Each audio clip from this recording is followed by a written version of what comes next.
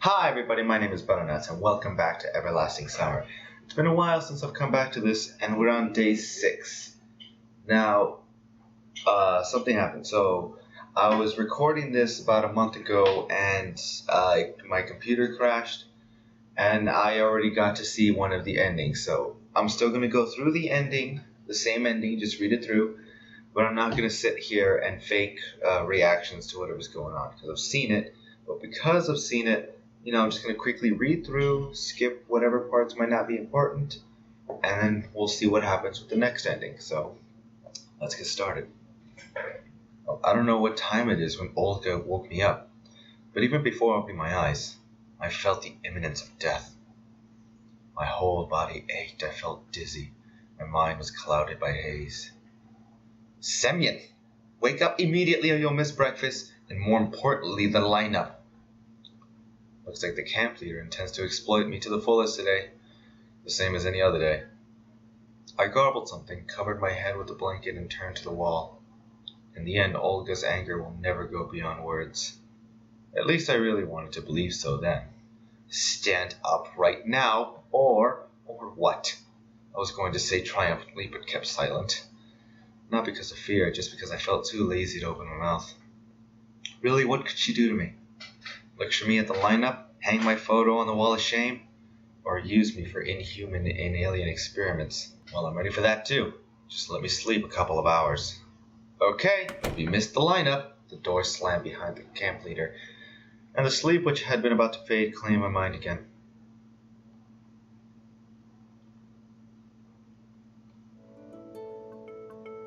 I forgot about the Blue Man picture. That's so creepy. I woke up dazzled by sunlight. It was 1 p.m. according to my cell phone, which was squeezing the last drops of charge out of its battery. Strangely enough, my body didn't ache. My head felt clear, and all in all, it was a good beginning to the day. After waving my arms, pretending to do early exercises, I sprang out of the cabin and headed to the washstands. Yeah, I slept through breakfast, but will be served lunch soon, so I shouldn't worry about that. I'll have to stay hungry like I did yesterday. Along the way, I met a pioneer whose face somehow looked strangely familiar. But I was going so fast I couldn't really see him, and when I turned around, he was already gone around the corner. There was nobody near the washstands. Everyone is probably busy with Olga's tasks, and God knows what else. I quickly brushed my teeth, washed my face, and was already going to leave when I suddenly heard the sound of water flowing from the opposite tap. A pioneer leaned against the washstands over there. I couldn't see his face, but judging by his figure, he looked like the one I saw a couple minutes ago. How are you doing? The sun's so bright today. I looked up into the sky, shielding my eyes with my palm. Yeah, nothing special. It wasn't easy to get a better look at the pioneer, given the way he stood. The bright sunlight that reflected from the water and shiny metal surfaces of the washstands heavily obscured his face, and I wasn't able to distinguish a single feature. The camp leader is angry today. So angry. His voice sounded painfully familiar too. Well, she's always like that. Well, you'd know better. Yeah. I tried to remember if I've ever heard his voice or seen his pioneer before. Well, see ya. He turned the water off and quickly marched towards the forest path. For a second I thought of following him, stopping him, but I quickly fought it off as I decided it is not worth spoiling such a great morning with suspicious and burdensome speculations.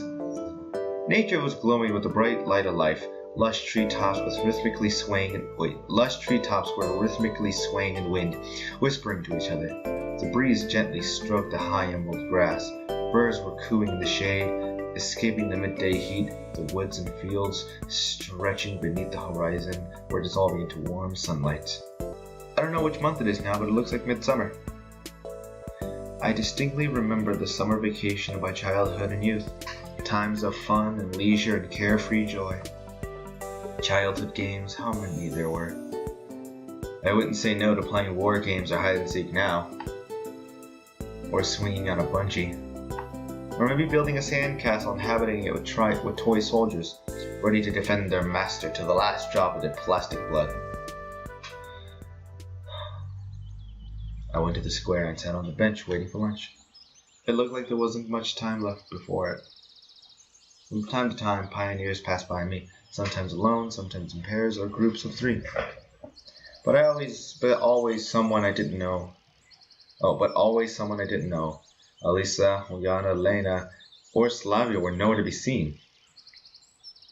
Thoughts about the meaninglessness of existence were circling in my brain, but this didn't worry much on such a beautiful day. Just think about it.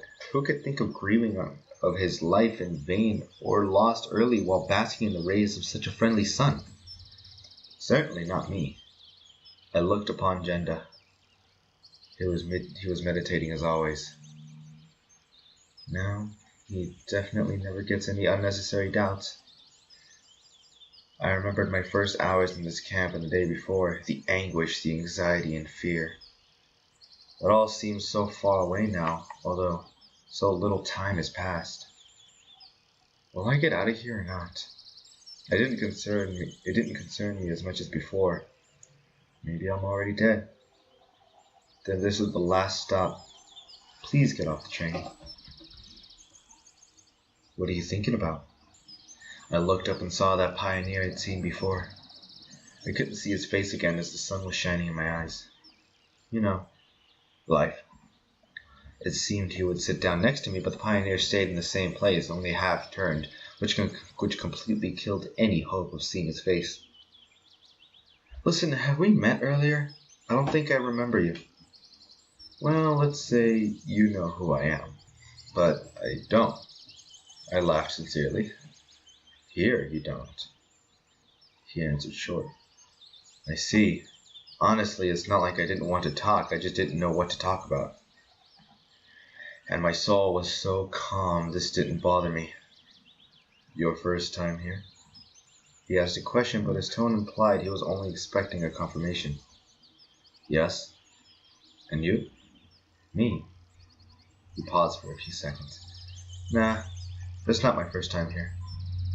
One might say I've visited this camp every year since my early childhood. Such an answer got me interested. Well, and what was it like before? It's always the same. Olga being the camp leader, all the same pioneers around, all the same lineups at the morning, and all these wicked accidents. For a moment I thought that it was me speaking, not him. Interesting. It's just that with every new... He hesitated. Year. More and more interesting things happen, and one gets to understand better what's going on. What are you talking about? This conversation positively triggered my curiosity. It's a pity that I can't distinguish the face of this pioneer at all. Well, every session in the pioneer camp reminds me of the previous one, he said calmly. Probably. This is my first. It shows. The pioneer grinned. But it looks like it won't be the last. Well, it's fun here and all, but you know how they say there's no place like home? But you still have to get back there. Now I was absolutely sure that this guy was hiding something from me. To be precise, he stood out too much from the camp's usual ordinariness, and was too different from the local inhabitants. What do you mean? You think I'm stuck here forever or something?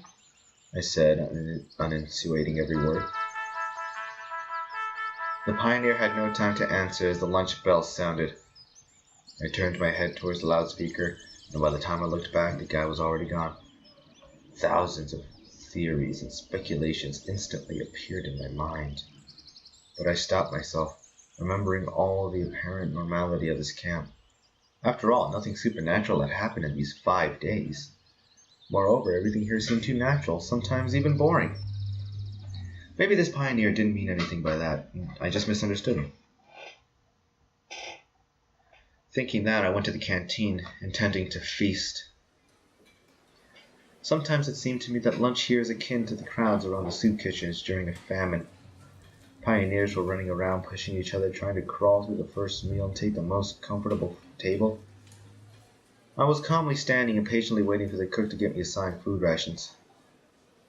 For our lunch today, we assigned okroshka, which I didn't really like, and cutlets with potatoes. I sat in a corner and mentally rejoiced that I would be able to eat in peace. My table was the farthest from the kitchen. I couldn't reasonably hope that the pioneers were looking for a free place would reach it, or it wouldn't reach it last. However, when I moved into the main course, Lavia, Shurik, and Electronic appeared in the crowd. From the crowd. Can we? I had nothing against their company. Of course. Lunch was going surprisingly calmly. Even Electronic wasn't jabbering as he usually does. I finally finished the meal, sprawled in my chair and satisfied, clicked my tongue. Listen, do you know this pioneer? I saw him today. You know, he's so... I suddenly realized that I don't really know how to describe him. Well, about my height, same constitution. Hard to say from such a description. Slavia smiled. Well, we have half a camp of such guys if it comes to that. All in all, they were right. Why are you asking? It's just that I met him today, and it seemed like I haven't seen him before. Look in the canteen. I don't think he'll miss lunch. Why didn't I think of that? That's it! Okay guys, enjoy your meal. I got up and started to slowly walk around the rows of tables. Lena and Zinga are sitting over there. I gave them a friendly smile. Elisa and Oyona are laughing and arguing about something. Olga surrounded by pioneers. Good thing she didn't notice me. There are hardly any free seats, but the guy from the morning nowhere to be seen. The situation is getting more and more interesting. Looks like I won't find him here. Maybe he already had lunch. I headed to the exit. It was so hot outside that it seemed like you would instantly melt after coming out of the shade. I suddenly felt like sleeping. I yawned and headed to the camp leader's cabin in order to follow the domestic interpretation of the Archimedes principle. In the end, Olga is unlikely to return anytime soon, at least I think so, and I will definitely have a couple of hours to rest. Anyways, I really don't expect any other options to arise, especially in this heat. The heavenly coolness in the cabin became my salvation. I took my clothes off and jumped into bed. Crickets were lazily chirping outside, the wind was shaking the curtains of the window, and I sank into a dream. Knocking on the door woke me up. The knocks were soft, but insistent. I reluctantly got up and went to open it. Strangely, there was nobody at the doorstep. I rubbed my eyes and stepped out to look around. All the same, no one around. A dream, maybe? It was already 4 o'clock. I felt jaded. I probably shouldn't have slept in the afternoon. After all, I knew that was going to happen. I put on my boots, left the cabin, and locked the door. But where shall I go? All in all, there's not much time till dinner. A sudden thought came to me that it would be nice to refresh myself, so I went towards the beach. The sun has passed the midday mark a while ago. It gets dark early here in the south. I squinted and looked up at the flaming disk. Who was that just now? I flinched. The same mysterious guy was standing in front of me. But once again, his face was hard to see due to the bright light. For a moment, the sun blinded me, so I could not see anything besides the faint contours of objects. Are you stalking me? Nope. I was just passing by, he answered calmly. Then you should know better. So, you haven't seen anyone, correct? I rubbed my eyes, but it did not help. Why didn't I see you at lunch? I asked bluntly. I wasn't hungry. He laughed. I blinked a few times and my vision came back, but the pioneer had miraculously disappeared once again. What the hell is going on here? Now I was absolutely sure there was something strange about that guy. He must be directly related to everything happening around here. I will have to find out. But for starters, it's good to confirm that I'm not mistaken, that he is just not a local pioneer. It was quite crowded at the beach. It looked like everyone from the camp was here. Well, no wonder, it's so hot outside. Olga was standing just a bit further apart from everyone, keeping an eye on her army of pioneers. As soon as I thought that coming here might not have been the best idea, she noticed me. Hey, Semyon, you weren't at the lineup, and in general you are just lounging around all day. I did not know how to answer. And just how are you planning on becoming a proper pioneer? She continued more softly. Olga, in the camp, is there a pioneer who looks a lot like me? She looked surprised. Maybe, I don't know. Why do you ask? Oh, I'm just curious. Well, we have a lot of boys here. Alright, never mind. Someone's yell came from the riverside and Olga rushed in its direction.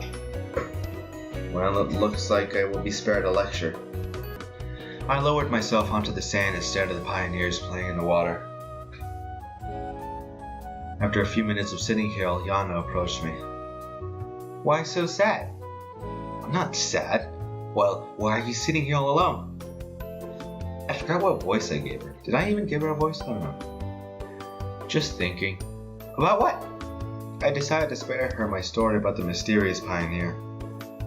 Well, imagine that you are chatting with a weird person and you have to figure out what exactly is so weird about them. Simple. I would just ask them. She laughed. Too simple, but he won't answer. How do you know? Have you tried asking? No, but it's obvious. Alyana did not answer, just sat down next to me and let out a tired sigh. Oh, I'm all swimmed out. And what if they know something but won't tell you? Make them. But how? For a bit longer we sat together talking about random things, and then I got up and said goodbye and went away. It's time to find the mysterious stranger and get all the answers. The first place to visit was the bus stop. After all, this is where it all began. The road was empty as always. Only small dust tornadoes were occasionally visible on it. I was ready to turn around and go back to the camp, but then I heard someone whisper, "Don't trust him." Someone was hiding behind the monument. A pioneer was sitting there with his back to me, and once again the voice seemed strangely familiar. Who are you? I took a few steps towards him. Stop! Don't come any closer! For some reason I froze in my tracks. For somewhere deep inside an assurance came to me and I understood that I shouldn't argue with him. Alright, I'll stay here. Have you seen him? Talk to him? He asked nervously. Who are you even talking about? He was dressed in a pioneer uniform. You know who. And I definitely did know. He was talking about the weird pioneer I saw earlier. Yes, I answered after a few moments of silence. What did he tell you? Pioneer asked in a pleading tone. Nothing, really. Did he give you advice? Did he tell you what to do? Threaten you? No, nothing like that. Of course, he seemed pretty weird, but nothing more than that. Remember, he may not be alone. Or more likely he is alone, but you may meet many pioneers here who will look like him. And what about you? Who are you? Who are you hiding from? You will understand. In time. Just remember, the most important thing is to find the exit. All of a sudden, a strong gust of wind came through, ripping leaves from the trees and throwing an old paper bag into my face. Shielding myself, I averted my eyes. Oh God, it's so bright. When I looked back at the monument, the pioneer was already gone. At that moment, I was overwhelmed by fear. At that moment, almost tangible fear. I remembered being scared during my first hours at this camp, but back then everything around me seemed kind and friendly. Now Sovynak revealed his fangs, getting ready to eat me. And ahead, the unknown. My body was covered in goosebumps, my throat was dry, and my hands were shaking. I tried to ignore it all and headed back to the camp. It was already dinner time, but I had no desire to go to the canteen. After meeting the second mysterious pioneer, just thinking about the locals made me, if not afraid, then at least creeped out. I don't even know who or what they all are. And even though nothing had happened yet, it does not mean I can trust them. I stopped in front of the clubhouse. Whatever. Also running, I hurried towards the forest and walked a few meters along the path before finally stopping. On one side, the mysterious pioneer. Well, 2 of them to be precise. On the other, all the other inhabitants of the camp who seemed absolutely normal. Either way, my decision to stand back and let everything resolve itself was under some serious pressure. At this point, it was clear to me I had to do something on my own. But what exactly? Everyone is probably having dinner, so I have a good chance to make it to Olga's place before being noticed. I decided to first take my clothes that I wore when I arrived along with my cell phone. I won't be able to come up with a solid plan right off the bat, so for the time being I might as well hide in the forest. I headed up the steps and entered the building. My clothes were right where I left them, and my phone is where it's supposed to be, under my pillow. I quickly grabbed it and was ready to stuff it in my pockets, but then I noticed something on the screen. The message window was open. The text read, "You're wrong, Semyon. You are so wrong." It felt like my soul had left my body. I froze on the spot. I was shaking, and my blood was pumping so hard, it felt like my skull was going to burst open from the pressure. It took at least a full minute for me to come back to my senses. Olga could have typed in the message, or one of the pioneers. It's easy to figure out how to do it, even if they are not familiar with this technology. But no one besides me should know where I keep the phone. This event was the straw that broke the camel's back. I rushed out of the house, determined never to come back here. Night fell on the campgrounds. I had been sitting in the woods for a few hours, trembling at every noise. The spot that I chose was far away from the path, so it would be hard to find me. I was keeping a few plans in my head for the time being, to try and run, to kill every single person in the camp. However, on the other hand, one thought chased me, and I realized that I shouldn't behave like this because of some strange pioneer, or even because of that message on the phone. All of this was reinforcing the thought that everything happening here was far from normal. However, there was no proof that anyone in the camp had anything to do with it. I could have stayed here until morning, lost in my own thoughts, but I heard footsteps coming from somewhere nearby. So, you decided to escape after all. I turned around but couldn't see the pioneer's face in the dark. Nevertheless, I was pretty sure that it was him. I wasn't afraid then.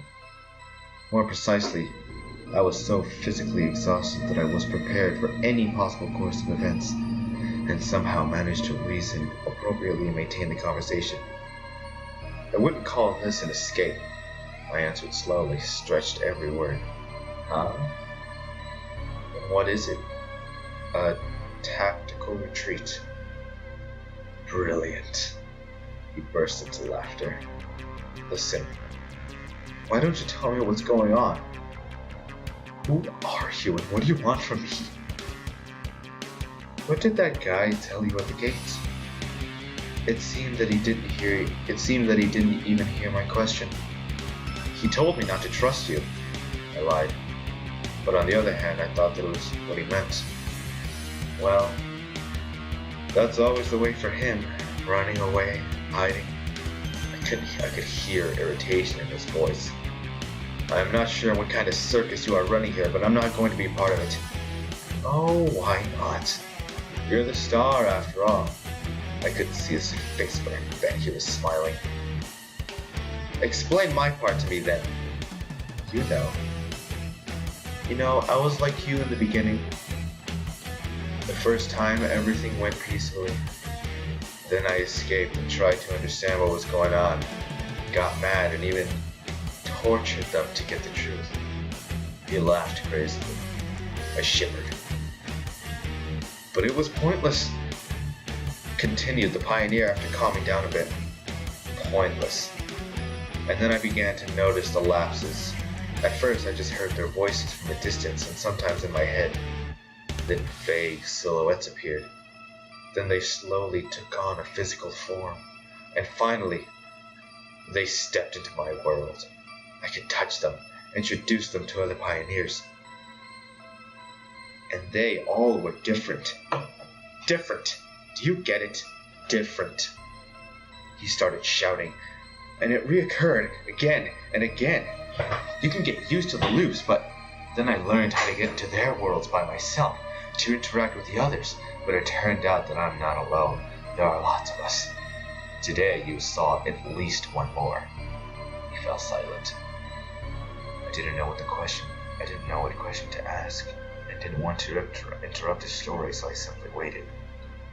After a minute, he continued. It's not that simple, of course, and it's not always possible. Only under certain circumstances, when you feel strong emotions, for example. I instantly remembered how I saw him the first time. The time when I didn't feel any emotions at all, including the moments when you feel happy. As if he was reading my thoughts. I see. So you're trying to say that there are several parallel worlds, including the same camp with its inhabitants, where I am replaced by Hugh or that guy I met at the bus stop? Yeah, something like that. His answer didn't surprise me at all. In the end, it's clear that whatever happens here is beyond the limits of human understanding. And this theory didn't even seem all that unusual. But you said that everything recurs. Yes, it recurs. And what will happen afterwards? You'll start from the very beginning. You'll awaken the bus, come to the camp and meet Olga, the girls, Electronic. But if it happened to you, then why should it happen to me as well? It happens to everyone. Once again, he laughed hysterically. How many loops have you experienced so far? I stopped counting them already. At first, I tried to remember them though, maybe a few hundred. No wonder it was very clear to me that this guy was suffering from a progressing mental dysfunction. You searched for a way out, didn't you? He didn't answer. That was what that guy at the bus stop was talking about. Because he understands nothing, damn it, he shouted. Because he's just like you, constantly running away, hiding. What would you suggest then? If I had any suggestions, I wouldn't be standing here talking to you. Alright, but you were trying, weren't you? Are you trying to understand what I know, since I've been around here for a long time? He asked cheerfully. Well, that's evident. Yes, I did try to run away from here. There. He waved towards the forest. Is nothing there. Nothing but trees. When I have been walking there for several days and I finally passed out, I found myself in the bus again. Same for walking along the road. It's endless. Talking to somebody about this is pointless. You probably already understood that by yourself. I did. I interjected. Even if you try to explain your situation directly, at best, you'd be considered an idiot. What if you try not to leave the bus? It's pointless. Sooner or later you'll be found. I even tried to spend the entire time there. In the end, I fell asleep and everything started from the beginning. And what if you started by yourself and leave? No keys? And I don't have any carjacking skills. A cursed cycle. Exactly. A long silence fell. Finally, I asked, and what about the people around here? Don't they raise an absolutely reasonable suspicion? Suspicions? The only thing that is suspicious about them is no matter how much you tell them, they stare at you with their eyes out on stalks. The people. I feared them at first too. Then I used them for different experiments, and now I don't consider them humans. They're all dolls, puppets. You can easily predict any reaction, any word or action. So they aren't worth fearing, are they? The one worth fearing is yourself, he said softly. Do you know how funny it is when human bones crack as they slowly break from distension? Looks like he has finally lost his marbles. Listen, I understand everything, but the other one thinks that's a bit much too. But it doesn't matter. Nothing but you is real here. The pioneer suddenly fell silent. Well, no, I don't agree with you. You're probably thinking, why I didn't check this all by myself, aren't you? Why I didn't try to reach the nearest village or town. Yes, I did have such thoughts. Why wasn't I suspicious? Why was I doing different stuff instead of searching for answers? Well, yes, forget about it. That's normal. We all behave like this for the first time here. But how many others have you seen so far? Not that many. The Pioneer was lost in thought. About 10 people, maybe. But I'm sure there are many more of them. And is everyone like this? In fact, yes. Only the details are different, but the main thing is invariable. There's no way out of here. And by the way, you're just like the majority of them. The only thing that differs is that you have heard everything from me instead of experiencing it for yourself. I don't know if I should thank him for that. Well, what now? Nothing, he said shortly. I closed my eyes and lost myself in thought. That was a critical mistake. When I opened my eyes, I didn't see anybody, just like the previous times. So it was clear what's going on now, but in fact, how could everything he said guide me to an answer? Yes, I'm not alone. Yes, everything recurs. But what's the reason for all this? And what is more important, where's the way out? The only useful thing that I attracted from the conversation was that the local inhabitants were not worth fearing. That was quite significant to me for now, since it was much better to sleep in a warm cabin instead of the forest. I was walking. The conversation with a fellow sufferer popped in my head every now and then. Why did I not ask him about the message on my phone and some other stuff? There were hints after all. Maybe if I had found some details out, I could have drawn some conclusions. The lights were on in Olga's cabin. I opened the door gently and went in.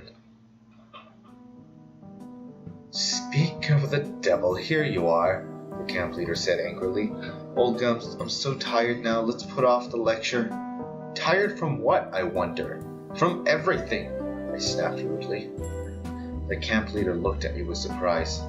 I fell into bed without undressing. Semyon, a role model pioneer, shouldn't behave like that. And how should he behave then? Well, not like that. The camp leader stumbled for a moment, as if struggling to pick the right words. He should respect his seniors. I respect you immensely, for sure.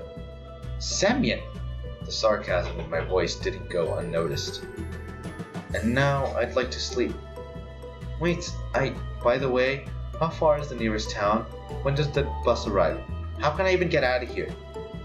I asked in a surprisingly calm voice. There was no answer, and there shouldn't have been any. I said all this in order to get rid of her.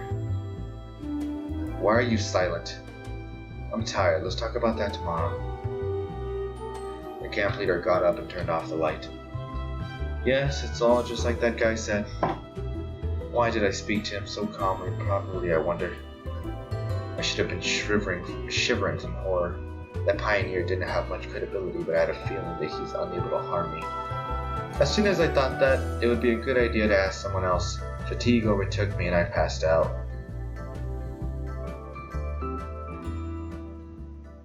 We should be at day 7 then. Yep, day 7. Day 7 should be the last day. So in the next video, you should be expecting maybe 2 endings. If I can do it. I don't want these videos to go past 30 minutes, but I really hope you guys enjoyed. Thank you so much for staying to the end for those of you that have. And I will see you guys next time. Butternuts out.